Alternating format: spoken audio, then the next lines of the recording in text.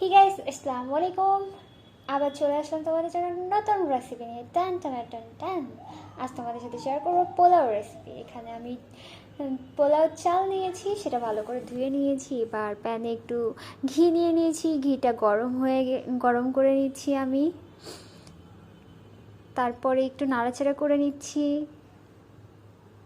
এবার এর ভিতরে আমি কিছু পেঁয়াজ কুচি দিয়ে দিলাম। এটা আমি একটু ফ্রাই করে নিব, মানে একটু ভেজে নিব হালকা, খুব বেশি না, মানে একটু লালচে লালচে হলেই হবে। তার মধ্যে আমি তেজপাতা, এলাচ, দারুচিনি এগুলো আমি দিয়ে দিলাম।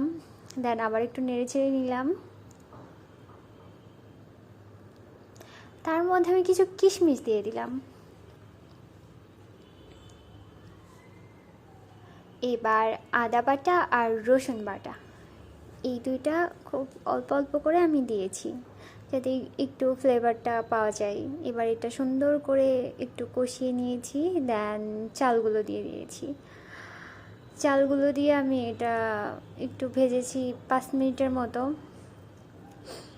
সুন্দর নাড়াচাড়া করে ভাজছি। এর ভিতরে আমি একটু সামান্য মানে জিরা দানা দিয়ে দিয়েছি, আস্ত আস্ত জিরা।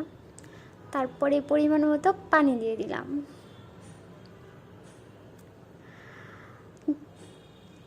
এবার একটু নাড়াচাড়া করে এর মধ্যে হালকা সুগার অ্যাড করেছি, মানে চিনি, আর একটু নুন অ্যাড করেছি। দেন নাড়াচাড়া করে আমি ঢাকা চাপা দিয়ে দিয়েছি।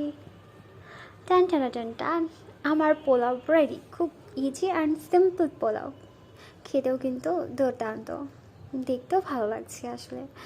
স্মেলটা জাস্ট ওয়াও, কি বলবো। খেতে কিন্তু খুব ভালো হয়েছিল। আল্লাহ হাফেজ।